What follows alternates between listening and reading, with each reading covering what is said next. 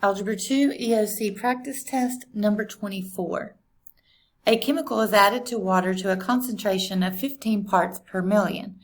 Readings are taken every 1/2 hour to see how much of the chemical remains.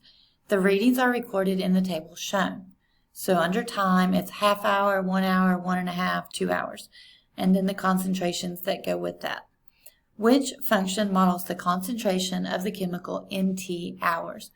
All right, so this is another one where we can use our calculator to find the equation. So go back to Stat.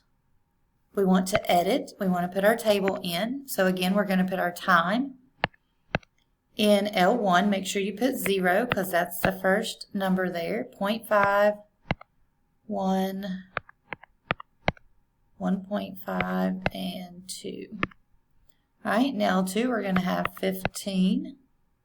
13.4, 12, and 10.7, and 9.6. Okay, once again, once you have this in, you can see that this is all set up as an exponential equation. A times B to the x power. In this case, x is t for time.